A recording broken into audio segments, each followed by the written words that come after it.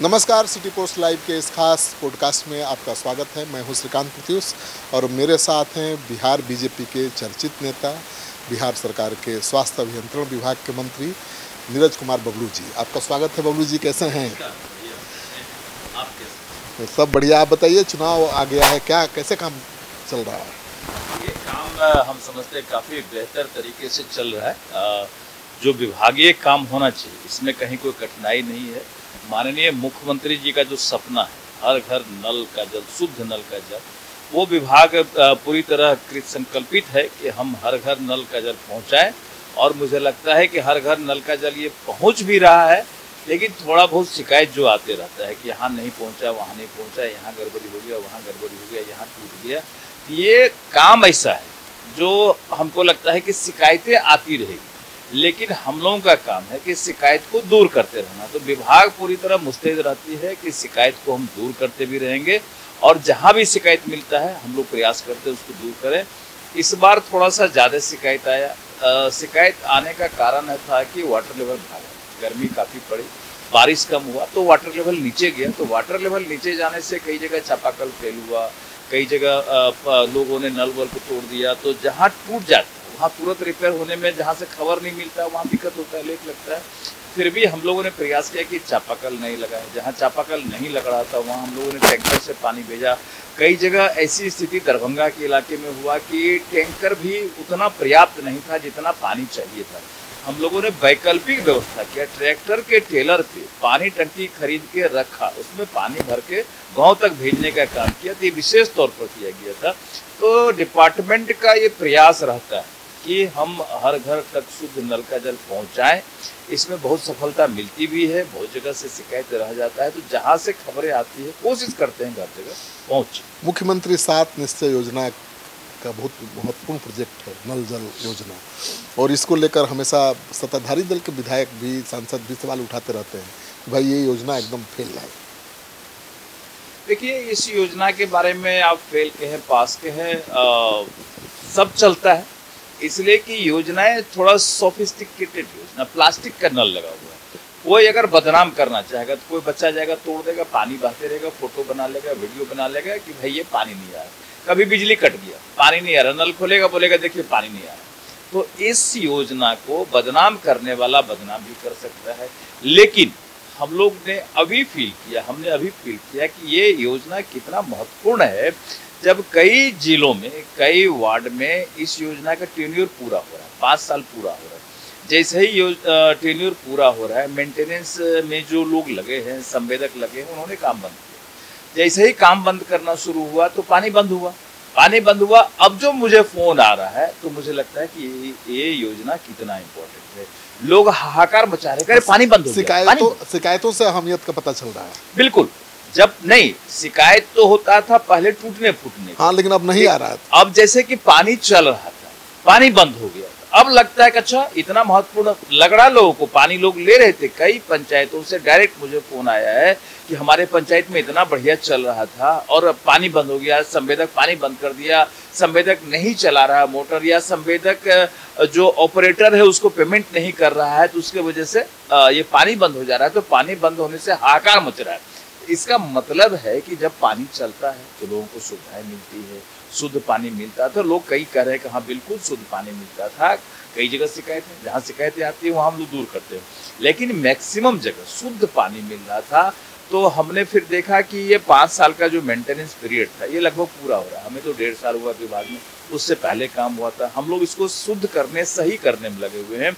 और जिनका टेन्योर पूरा हो रहा है, हमने उसको एक्सटेंशन दिया कि आप साल भर और मेंटेन करिए, और साल भर के अंदर में इलेक्शन बाद इसका पॉलिसी बन जाएगा कि किस तरह से आपको मेंटेन करना है, क्या इसके एवज में मिलेगा।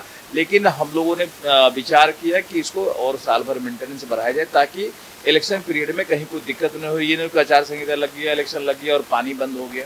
ये काम पानी इलेक्शन में बंद नहीं होगा। जिनका मेंटेनेंस पीरियड पूरा भी हो जाएगा वहाँ पानी चलते रहेगा। इलेक्शन में पानी बंद होगा तो जनता पानी उतार देगी। बिल्कुल पानी उतारेगी। जिनको पानी पीने का आदत लग गया, देखिए ये शुद्ध पानी है।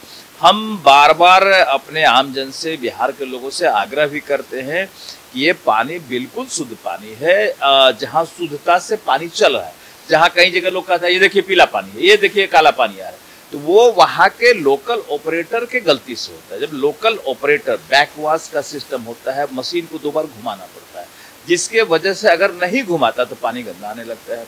अगर उसको थोड़ा सा फ्रेश कर देता है तो पानी बिल्कुल फ्रेश आता है और इतना बढ़िया पानी होता है। जो हम लोग बंद बोतल पानी खरीदते हैं 15 से 20 रुपए लीटर का, उससे बेहतर क्वालिटी का पानी इसका आता है। कोई अगर जांच करना चाहे किसी नल जल के सेंटर पर चले तो हम पूरी टीम के साथ उनके साथ जाकर जांच करके दिखावेंगे कि ये नल जल का पानी बेहतर है उस बोतल के पानी से। तो इतना बेटर क्वालिटी पानी आता है और इसके पीने से बड़ा बदलाव। तो लोग तो गाय भैंस भी धो रहे हैं। यही विडंबना है हमारे राज्य की, यही विडंबना है कि जो नहीं समझ पा रहे हैं कि इस पानी की क्या क्वालिटी। कोई सब्जी पटा लेते हैं, कोई भैंस धोते हैं, कोई बकरी धोते हैं।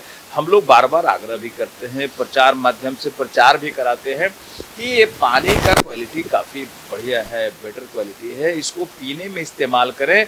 और हमने विभाग को भी निर्देश भी दिया है। निर्देश इस सेंस में हमने एक स्पेशल दिया है कि जो अभी नल लगा हुआ है, कहीं तो पीतल का नल है लेकिन दिखने में अच्छा नहीं, कहीं प्लास्टिक का नल लगा, वो आयरन की वजह से कहीं पानी आता है तो पीला हो जा रहा है, कलर चेंज होता है, तो लोगों को लगता है कि ये देखने में अच्छा नहीं लगता है तो पानी बेटर नहीं होगा।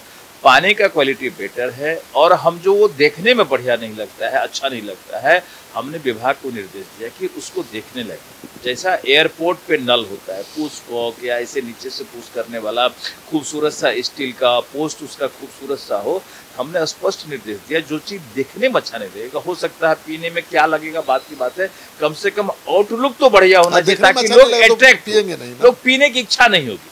पानी बेटर है बट देखने में अच्छा नहीं लगता है तो लोगों की इच्छा नहीं होती कि हम पानी पिए। बिल्कुल। तो हम इच्छा कैसे जागृत हो, हम उस पर काम करने जा रहे हैं और हमने स्पष्ट निर्देश दिया कि जितने पोस्ट है उसको ऊंचा किया जाए। पहले पोस्ट का साइज नीचा है तो बड़ा पोस्ट होगा तो अट्रैक्टिव होगा, और पोस्ट अट्रैक्टिव हो, जो नल का पोस्ट हमारा है। दूसरा जो नल हो वो स्टील का नल हो, और जैसे हम लोग खोल के छोड़ देते, क्या करते हैं बच्चे, नल खोल के छोड़ देते, पानी बह रहा है, कोई बंद करने वाला नहीं, तो वो खोलने का सिस्टम और पुश को जितना देर दबाएंगे उतना देर पानी आएगा। बिल्कुल। तो इससे क्या होगा कि पानी का वेस्टेज से भी बचत होगा, पानी की बर्बादी नहीं होगी।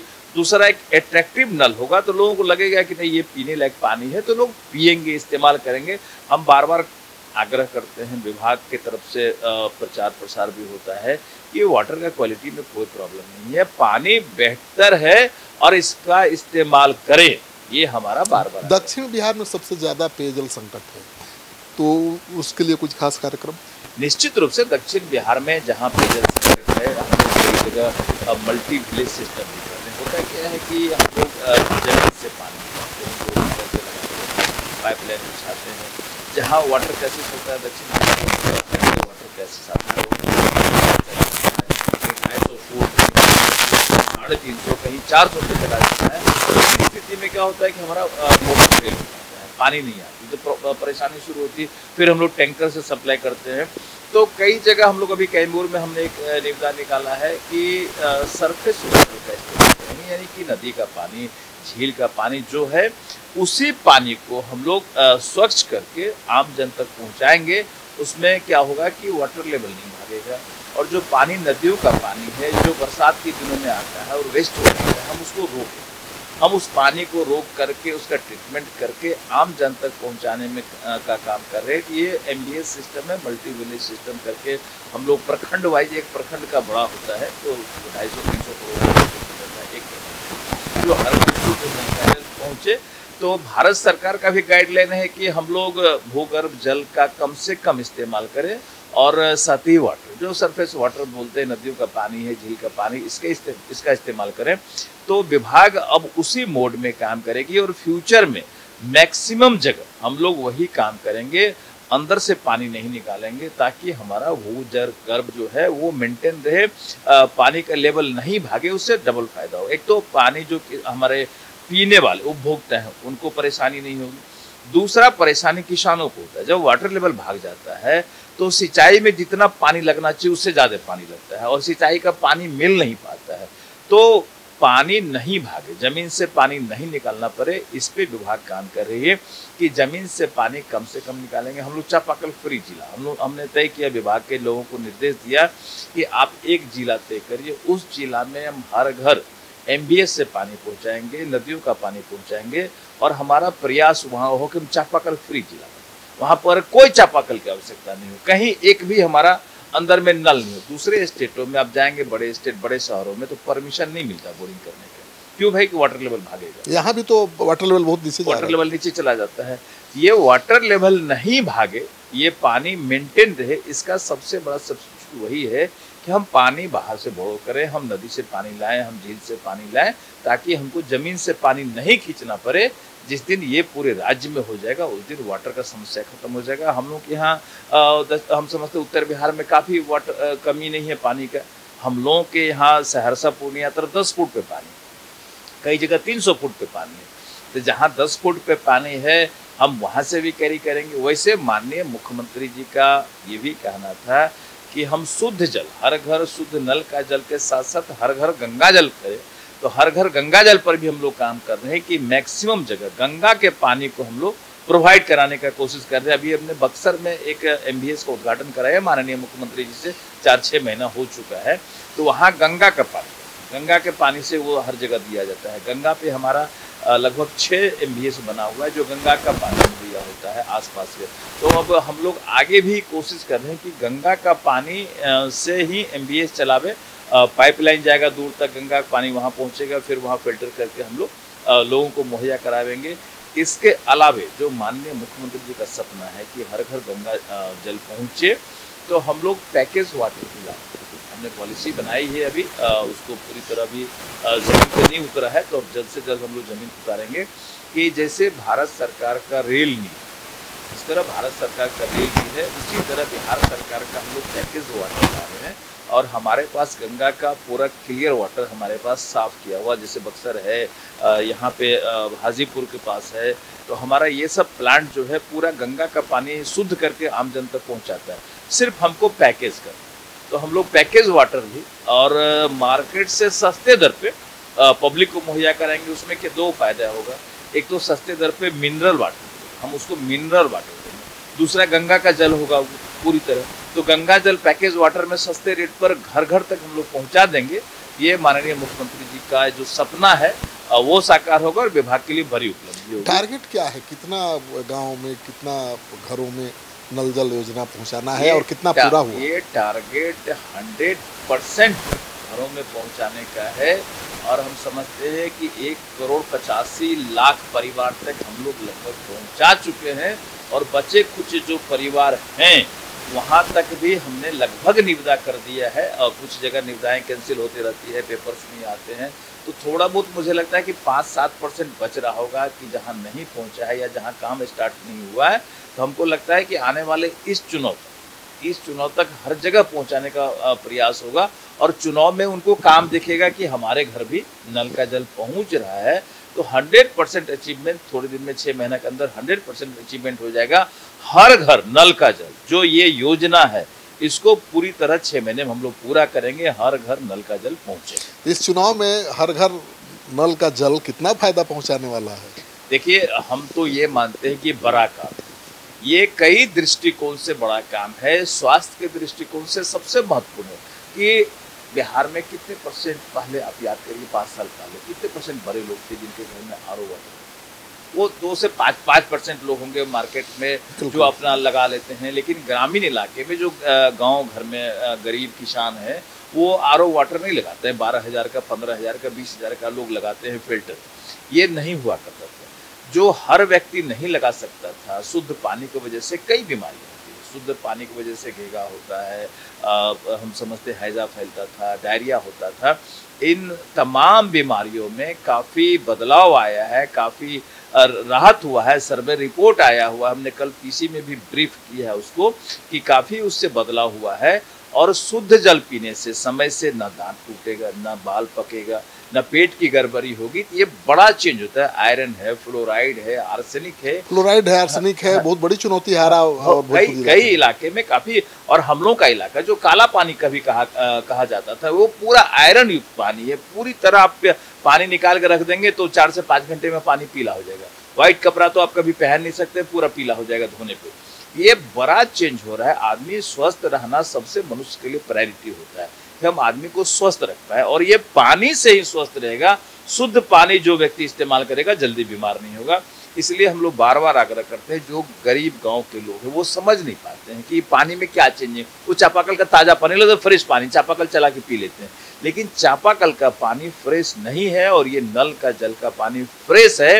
ये बार बार आपके चैनल के माध्यम से भी आम जन से हम आग्रह करेंगे कि नल का जल का पानी जहां आता है जरूर इस्तेमाल करें। हमारे आग्रह पर भरोसा करें, विश्वास करें, उसका पानी आप इस्तेमाल करेंगे तो निश्चित रूप से बीमारियों से बचेंगे।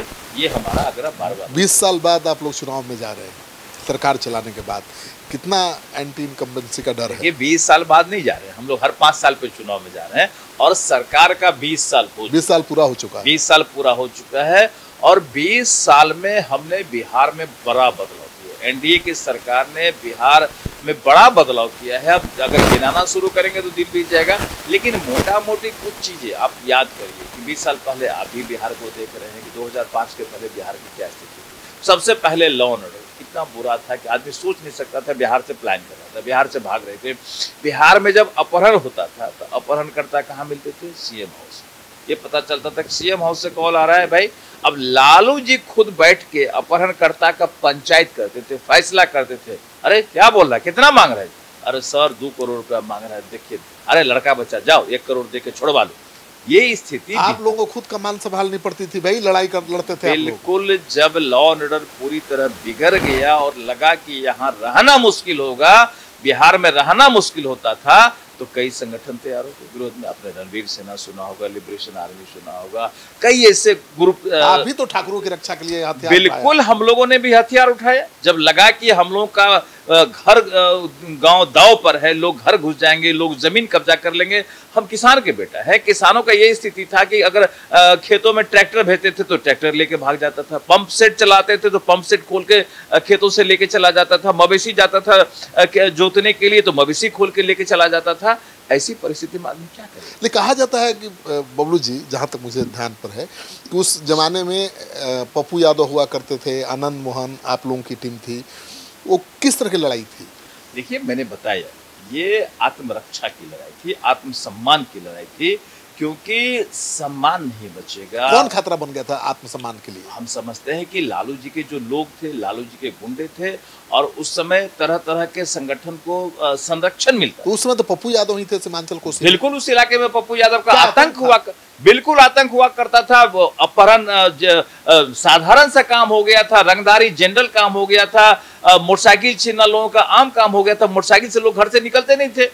पप्पू यादव जी पर कितना ऐसा इस तरह का मुकदमा हुआ। इनका पूरा गैंग और गुट चलता था जो लोगों को तबाह परेशान किया करता था। लोग पूरी तरह आतंकी थे। जो चंदनधारी लोग टीका करते थे उनका टीका मिटा दिया जाता था, जनेऊ तोड़ दिया जाता था।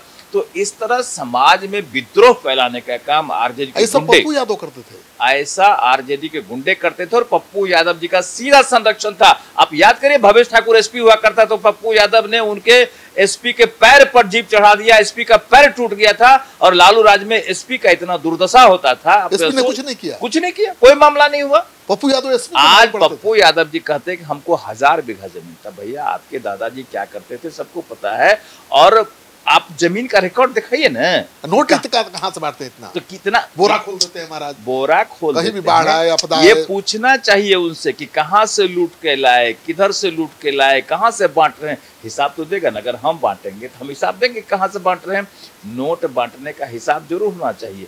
या बांटते हैं कि ठगते हैं, 2 आदमी को देख के फोटो खिंचा लेते हैं, वायरल करवा लेते हैं कि हम नोट बांट रहे हैं, फिर अपना बंद हो जाते हैं। कई तरह का काम होता है। कुछ जगह देते भी हैं, कुछ जगह दे के वापस भी लेते हैं, फोटो खिंचवाते हैं, वीडियो बनाते हैं और अपने आप को वायरल करने में हमेशा लगे रहते हैं। ये सब उनका पुराना स्टाइल है। ये सब उस जमाने में चला करता था और अब वो दिन नहीं है। अब वो गुंडागर्दी किसी का नहीं चल सकता। एनडीए का राज, सुशासन का राज कहा सकता है। यहाँ कोई गुंडागर्दी नहीं चलेगा। यहाँ कोई ऑर्गेनाइज गैंग नहीं बचा है। सबको ध्वस्त कर दिया गया है, सजा करा दिया गया है, जेल भेज दिया गया, इनकाउंटर हुआ है, कई अपराधी ऊपर गए हैं। अब अपराधियों का बोलबाला कम से कम एनडीए सरकार में बिहार में नहीं होगा तो बिहार के लोग पूरी तरह निश्चिंत हैं कि कम से कम शांति का माहौल है। हम अपना काम कर पा रहे हैं, हम रोजगार कर पा रहे हैं, बिहार में रह रहे हैं और बिहार डे बाय डे आगे बढ़ रहा है। सड़क के क्षेत्र में लीजिए, बिजली के क्षेत्र में लीजिए, उद्योग के क्षेत्र में लोग कहते हैं उद्योग नहीं है। उद्योग नहीं है तो किसान का आप याद करिए, 5 साल पहले मक्का का क्या रेट था? 1000 रुपए मक्का का रेट था। आज मक्का बिकता है 2500 रुपए में। दर्जनों यहाँ पर इथेनॉल का फैक्ट्री लगा है। जिनको विरोधी को नजर नहीं आता ना, अपना पावर चश्मा का बढ़ा ले और जाके उद्योग को देखे। जिस उद्योग से आज किसानों को फायदा हो रहा है वो उद्योग लग चुका है, इथेनॉल का फैक्ट्री लगा है, दर्जनों की संख्या में इथेनॉल का फैक्ट्री लगा है, जिससे किसान का बड़ा फायदा हुआ। 1000 रुपए का मक्का 2500 में मक्का बिकता है। चुनाव में तो हर फसल का रेट बढ़ा है। इस चुनाव में तो रोजगार और पलायन ही सबसे बड़ा मुद्दा है तेजस्वी यादव का, बिल्कुल हम उस मुद्दे पे अडिग हैं। एक एक मुद्दे का जवाब देने के लिए हम लोग पूरी तरह मुस्तैद हैं। कोई पलायन नहीं हो रहा, लोग रोजगार कर रहे हैं, यहाँ भी रोजगार मिल रहा है, लोग काम कर रहे हैं और यहाँ भी काम मिल रहा है। और सबसे बड़ा इस बार का जो हम लोग का रहेगा सरकार का अगला एजेंडा, वो सिर्फ और सिर्फ इंडस्ट्री पे होगा, रोजगार पे होगा। सरकार ने हर जिले में बड़ा इंडस्ट्री पार्क के लिए जमीन अधिग्रहण किया है। हर जिले में बड़े बड़े इंडस्ट्री लगेंगे और माननीय मुख्यमंत्री जी ने कह दिया है कि अगली सरकार में हम लोग 1 करोड़ लोगों को रोजगार और नौकरी देंगे। पिछली बार जितना कहा उससे ज्यादा दिया, 50 लाख तक पहुंच गया है रोजगार और नौकरी का आंकड़ा। ये बड़े पैमाने पे हम लोग हर क्षेत्र में काम कर रहे हैं। लोगों का भरोसा है एनडीए के साथ। धनाधन ऐलान कर रहे हैं मुख्यमंत्री जी लगातार। जितना ऐलान था कि उनकी सेहत ठीक नहीं है, दिमाग पर सवाल उठाता था और ऐसा तेज दिमाग चलाया कि इतनी योजनाएं ला दी। आप देख रहे हैं कि माननीय मुख्यमंत्री जी कितने फिट हैं और कितने संवेदनशील मामलों को ला रहे हैं और उस पर काम कर रहे हैं। एक एक गरीब का चिंता कैसे होता है। हम लोग बार बार कहा करते थे, माननीय मुख्यमंत्री जी जाते हैं गरीबों के क्षेत्र में तो बिजली बिल पर लोग हंगामा करता है कि बिजली बिल गलत आ रहा है या ज़्यादा आ रहा है। तो माननीय मुख्यमंत्री ने कहा कि थोड़े दिन में सारा समस्या खत्म हो जाएगा। तो हम लोगों ने सोचा नहीं कि क्या हो जाएगा और माननीय मुख्यमंत्री जी ने एक बार की 125 यूनिट बिजली फ्री कर दिया। इससे गरीबों में, दलितों में इतना उत्साह का माहौल है, पिछड़ा वर्ग में इतना उत्साह का माहौल है, पूछ नहीं सकते, इतना उत्साह है। और फिर पेंशन योजना, जो पेंशन 400 से बढ़ के 1100 कर दिया गया। एक परिवार में अगर 2 बुजुर्ग हैं तो 2200 रुपये उनके परिवार में जा रहा है, 5 किलो अनाज जा रहा है, बिजली फ्री हो गया। तो मिनिमम रिक्वायरमेंट तो हम लोग पूरा कर रहे हैं। तो फ्री बीज से तो आप वही पॉलिटिक्स करने लगे, फ्री बीज वाला। हम लोग वो पॉलिटिक्स नहीं करते, हमने देखा कि ये जरूरत है। यहाँ जो गरीबी है, गरीब लोगों को यहाँ रिक्वायरमेंट है, जरूरत है, लोग डिमांड करते थे कि भाई इस पर अब काम होना चाहिए। तो हम लोगों ने उस पर काम किया, लोगों के मांग पे हमने काम किया। जो लोगों की इच्छा थी हमने उस पर काम किया। जो जनता की इच्छा होती है हम लोग उनके अनुसार काम करने का प्रयास करते हैं। बिहार तो डेवलप कर रहे हैं, हर क्षेत्र में डेवलप कर रहे हैं। प्रशांत किशोर कितनी बड़ी चुनौती मानते हैं? देखिए, प्रशांत किशोर जी को हम लोग कोई चुनौती नहीं मानते।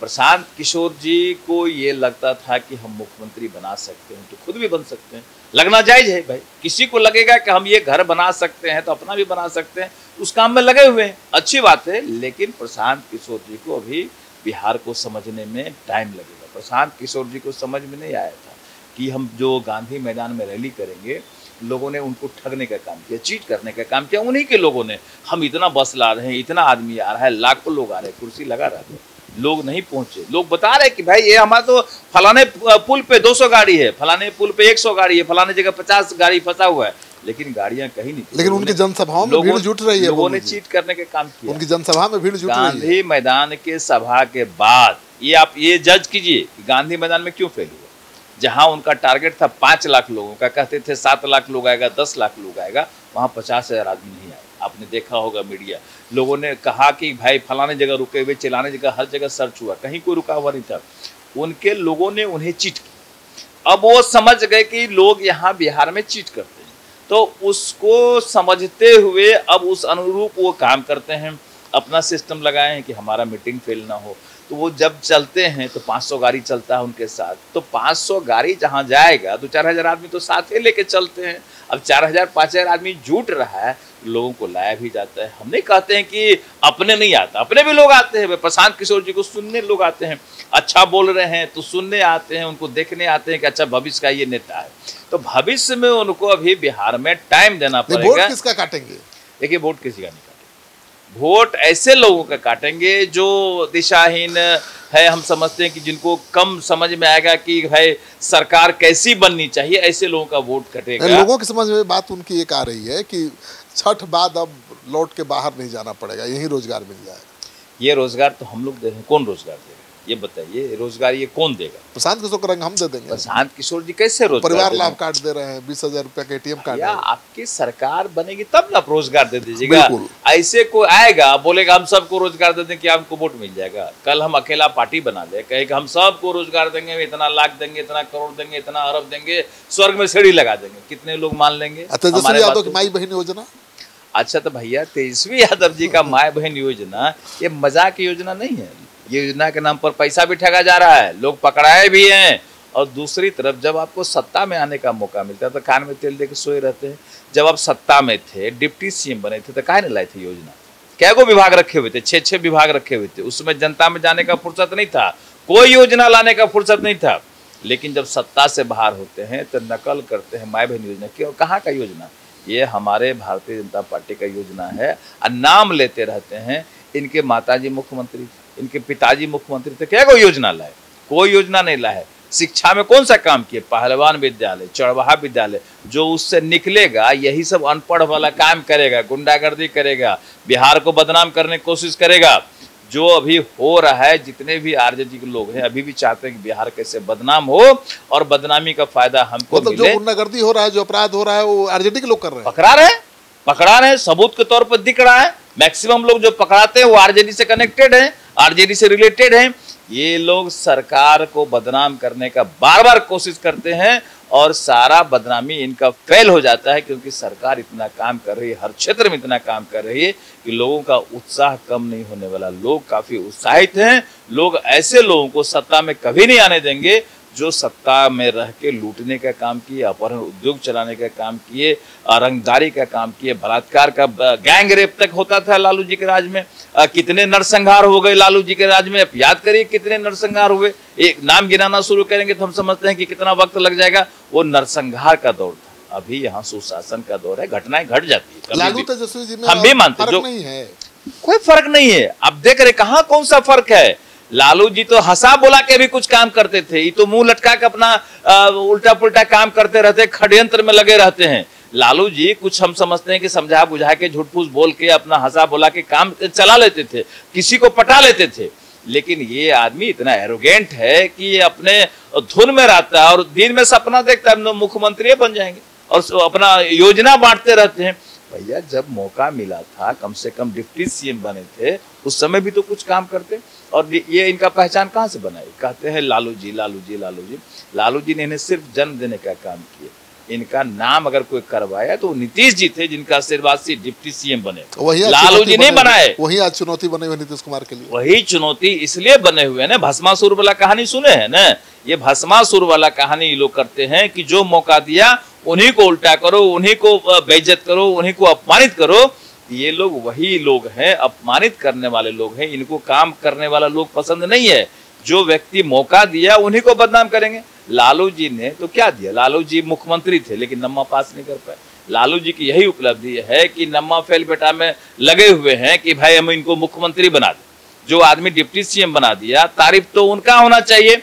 लालू जी से किसी ने पूछा कि भाई आप कहते हैं कि नम्मा फेल है, अब इनको कहते हैं कि अब CM बनाएंगे। बोले भाग बुरबा कि तो नम्मा फेल है, हम तो अंगूठा छाप को मुख्यमंत्री बना दिए, राबड़ी को बना दिए, इसको भी बनाएंगे। ये स्थिति है। अब वो कहते हैं जबरदस्ती बनाएंगे। अब याद करिए उस समय का दौर क्या होता था, बूथ कब्जा होता था। बूथ कब्जा से लोग मुख्यमंत्री बनते थे, बक्सा गायब होता था। अब कह रहे हैं लोग कि EVM कब्जा करते हैं। अब नहीं, अब ये लोग कह रहे हैं वोट चोरी। ये वोट चोरी कहाँ से आया? ये कांग्रेस का कल्चर है वोट चोरी का। इनको याद आया कि हम कभी वोट चोरी किया करते थे। कैसे करते थे भाई? बक्सा गायब। कांग्रेस के समय में बक्सा बदलाता था। इलेक्शन के बाद गड्ढे में बक्सा मिलता था, पानी में बक्सा मिलता था, खेतों में बक्सा मिलता था। और जब कांग्रेस की सरकार बदली तो लालू जी का राज है। लालू जी के राज में क्या होता था भाई? बूथ कब्जा। लाठी लेके बूथ पर खड़ा है, 4 मुस्टंडा लोग आ रहे, गरीब आ रहे, पिछड़ा आ रहे, भाई जा रहे, कहाँ जा रहा है? वोट गिराने है। चलो तुम्हारा वोट गिर गया, चलो चलो चलो जाओ घर, जा वोट गिर गया। लोग डर के मारे घर चले जाते थे। ये बूथ कब्जा करने वाले, ये बक्सा बदलने वाले आज आरोप लगाते हैं एनडीए सरकार पर। एनडीए सरकार जेन्युइन पोल कराती है और विशुद्ध काम होता है इलेक्शन में। जहां ये लोग जीतते हैं वहां कोई ईवीएम पर आरोप नहीं। अभी झारखंड जीते हैं ना भाई, तो कहा ना आरोप लगाया ये झारखंड में कि वहां ईवीएम गड़बड़ है। एक बार मुंह से बोली नहीं निकला, मुंह में दही जम गया कि नहीं ईवीएम कुछ नहीं है। और जहां हार जाते हैं वहां ईवीएम गड़बड़ हो जाता है, वहां चुनाव गलत हो जाता है, वहां प्रधानमंत्री गलत हो जाते हैं, वहां गृह मंत्री गलत हो जाते हैं। इन लोगों का काम है जब हारेंगे तो आरोप लगाएंगे और जीतेंगे तो आनंद करेंगे, कोई चर्चा नहीं करेंगे। सब चीज आपकी चुनाव की तैयारी कैसी है? देखिए, हम लोग लगातार पिछले 20 साल से काम कर रहे हैं। छातापुर के लोगों ने, राघोपुर के लोगों ने हमें लगातार सेवा करने का मौका दिया और हमें भरोसा है कि जिस तरह से हमारे विधानसभा में काम हो रहा है, गली गली में सड़कें बन गई, बिजली हर जगह पहुंच गया है, बड़े बड़े काम हो रहे हैं। और शिक्षा के जगत में, एजुकेशन के क्षेत्र में गिना चुना हाई स्कूल हुआ करता था, आज हर पंचायत में 10+2 का हो गया है। हम समझते हैं कि जिले में मेडिकल कॉलेज खुल रहा है, इंजीनियरिंग कॉलेज खुल रहा है। तो हर क्षेत्र में हमारे यहाँ भी काम हो रहा है, जनता में उत्साह का माहौल है।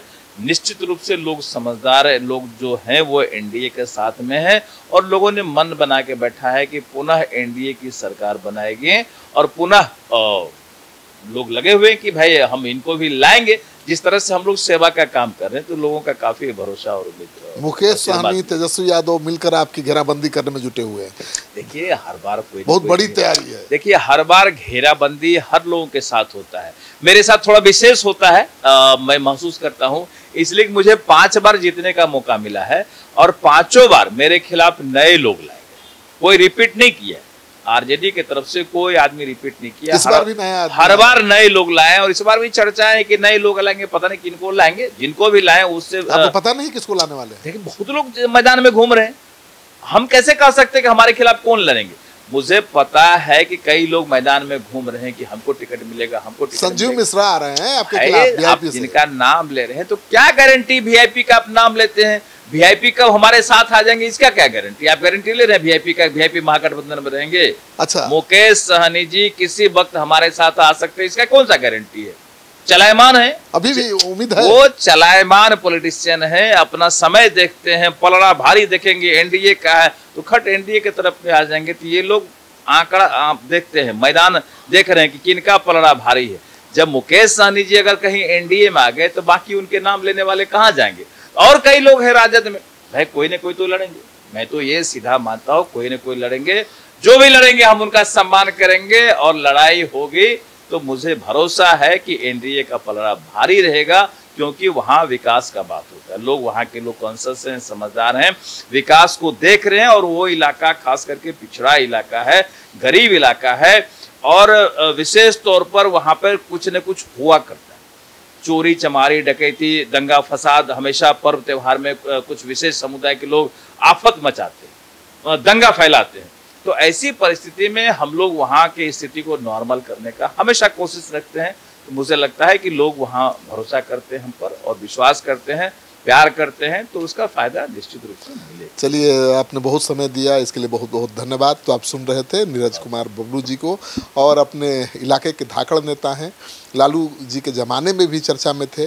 अपने समाज की रक्षा के लिए इन्होंने अपने बाहुबल की ताकत भी दिखाई थी और अब बिहार सरकार के मंत्री हैं और योजनाओं के बल पर इस बार चुनाव जीतने की तैयारी कर रहे हैं।